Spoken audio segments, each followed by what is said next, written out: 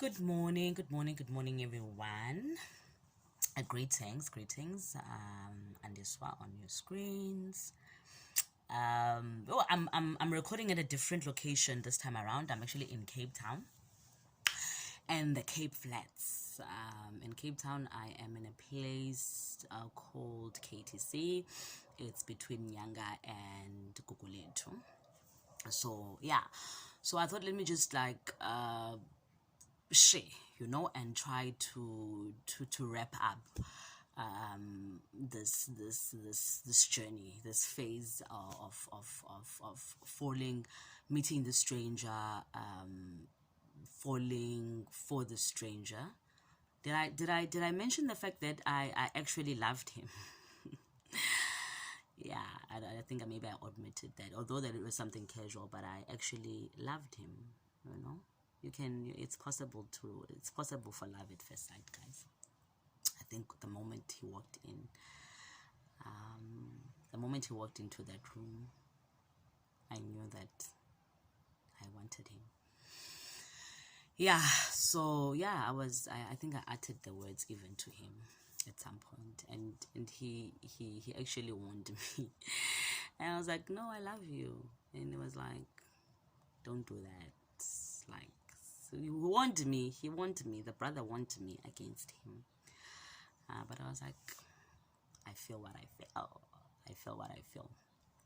I was like, I feel what I feel, and I was being honest. I felt how I felt. I didn't expect him to return the feelings that I had for him. That is how I felt, and that is what I wanted to share at that moment, and I did, so now we had passed the 7 month milestone. We had passed the 7 months milestone, and he had disappeared on me. And yeah, so as I mentioned previously, I was all alone. And I had thank God that I had my mother there, I had my sister there, I had my son there, my son that would come rub my tummy, that will ask me how long do we have to wait until the child got here. My son that was excited, couldn't wait to see the sibling.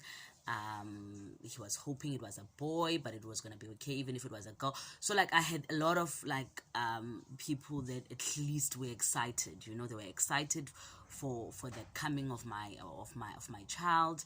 I was excited as well. I couldn't wait to meet this being. I couldn't wait, but it did not leave the stress out. It didn't mean that I was not stressed out. It didn't mean that I was not worrying.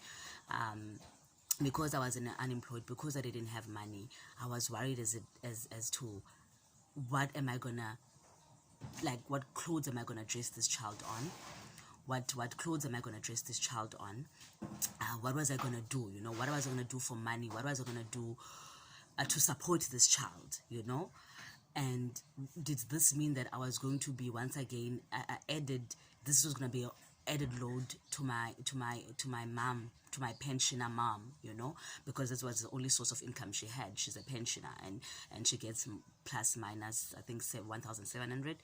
That's all she had. So what did this mean for me,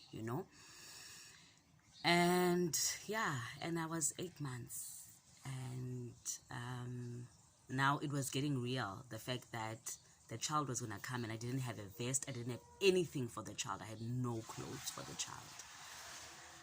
And I was asking God, what am I gonna do?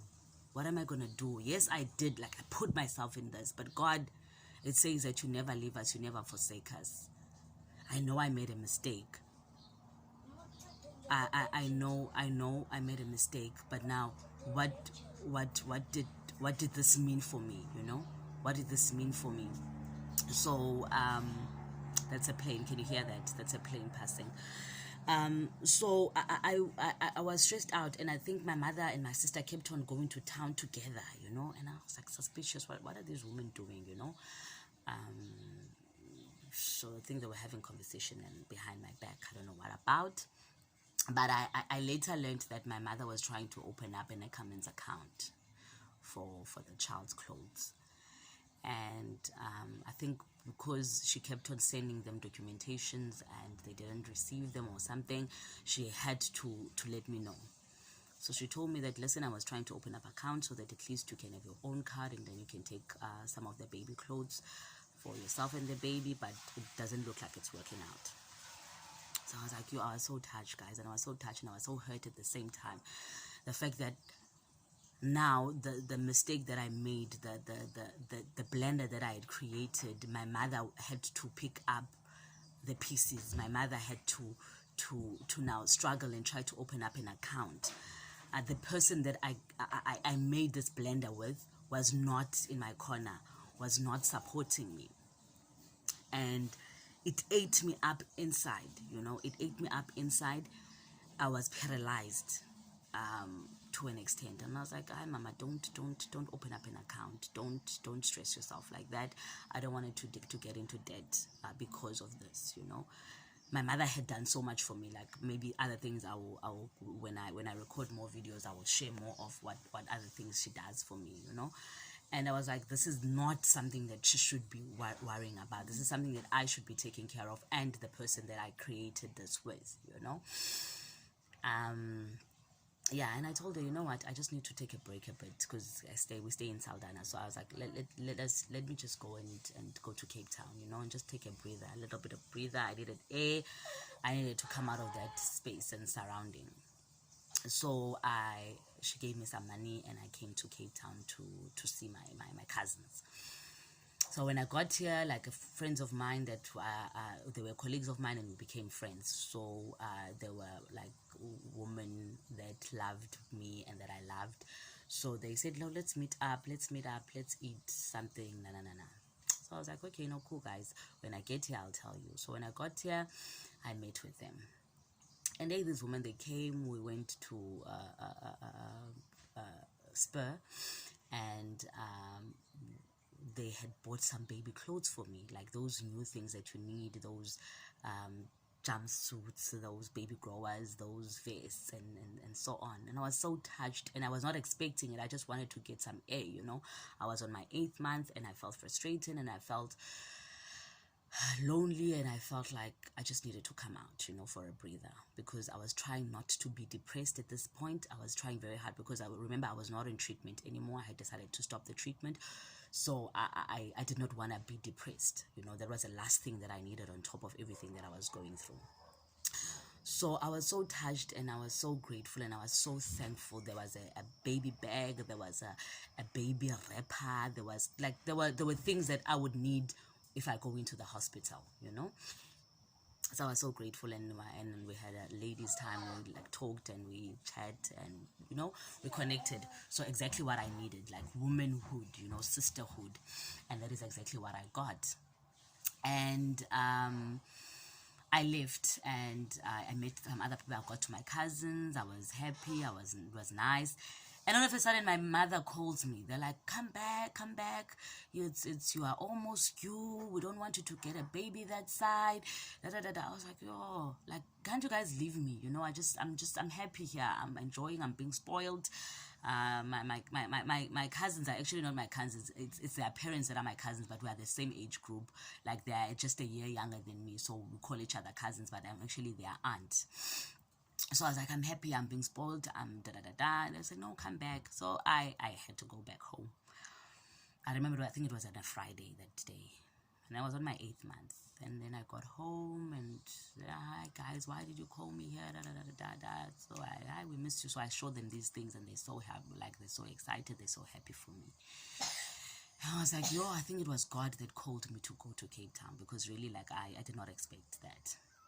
I just wanted a breather. So I came back and I rested on Friday, and on Saturday, my sister's like, no, my boyfriend is around. He wants us to meet him in town. Let us go, maybe have something. I was like, sissy, I don't want to go anywhere. I'm tired. I'm like, my sister's like, no, man, come, let's go. And I was like, sissy, I really don't want to go anywhere. And then a friend of mine came through. Hi, come, let's go for a milkshake, dress something, dress sexy, dress, put on tights and I was like, I don't have tights. Like, I didn't even have clothing. Like, when you're pregnant, you obviously you gain weight and your clothes don't fit anymore. So I didn't have those maternity dresses. And when you're 30 and it's your second child, you want those things. You want to look popping. You want to do the photo shoots. You want to do all of those nice things, because I had a child when I was a child. So I couldn't celebrate. I couldn't take pictures. I didn't have a phone. I was not too much on social media. It was back in 2007, So I wanted this time around to be special. I wanted it, when I get pregnant again, to be married. I wanted to have the whole experience, have the baby daddy rub my belly, like have all of those nice things, And no, that never happened. The second time around, it was still like the first time around. And it was heartbreaking, and my friends like, no, wear something sexy. Like I said, no, I've got green tights, and they were winter tights. And it was almost our summertime. So she's like, okay, so I wear this, and she says I must wear this. There's a color that she wanted me to wear. And I said, no, I don't have that color in my wardrobe. And I decided, let me just learn. I showed her some tops that I had. I was like, yo, that's exactly the reason why I don't want to go anywhere, because I don't have anything to wear, And sorry guys. And then she and I remember I wore this thing, and then she went into her car, and she came out, and she gave me these tights. These were nice and sexy tights. They were white, and they were like stockings type of things. They were fishnets somehow. So I wore those, and I wore the top. And then we went. So the deal was, we're going to go get some milkshakes, and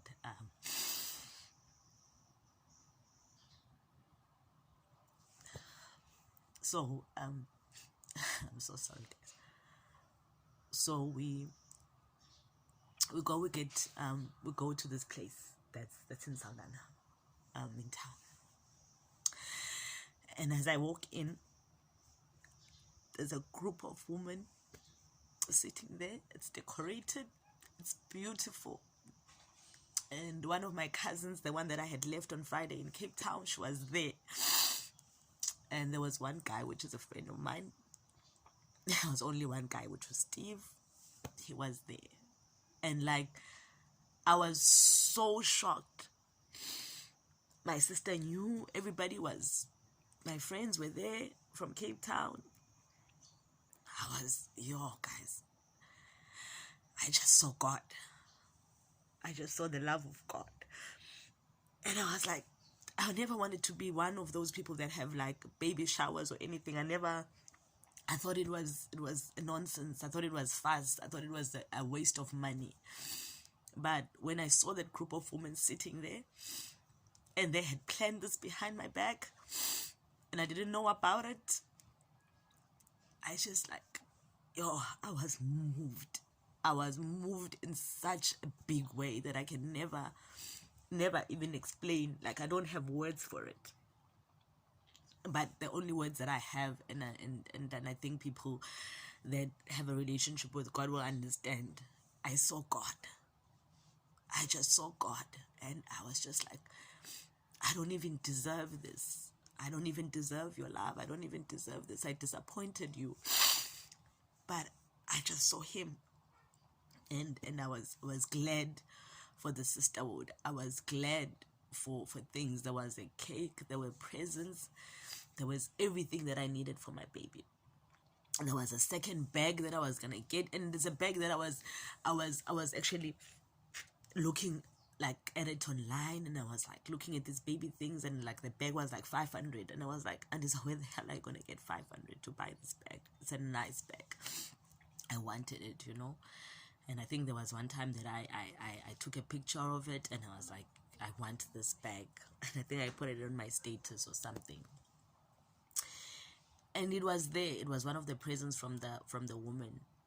And there were vests, there were baby growers again. And it was a celebration. There were nappies. Like, guys, I got nappies of newborn. And I got nappies of the second, I think it's number 2. Like, I got 100 of that. I had everything for my baby.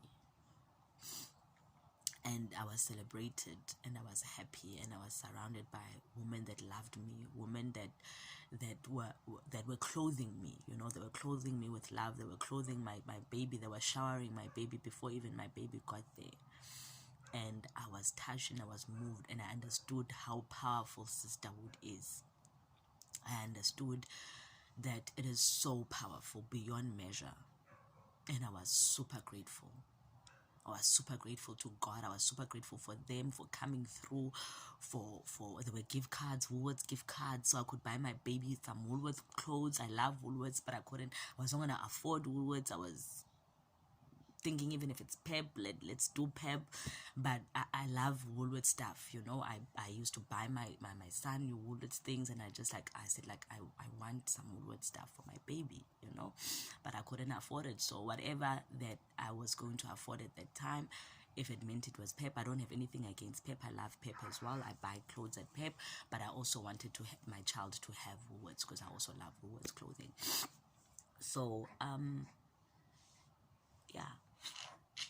So my child had that because of these women that did this for me. And I appreciate them till this day, and I will never forget the power. They will never understand how that meant to me. That was my prayers being answered. You know, my child was going to be clothed without me dishing out a cent. And I'm super grateful, and I saw God. So I think let me leave it there, guys. Let me leave it there. I was hoping that this was going to be the last thing, but I think now it's going to be my second last video on this topic. Yeah.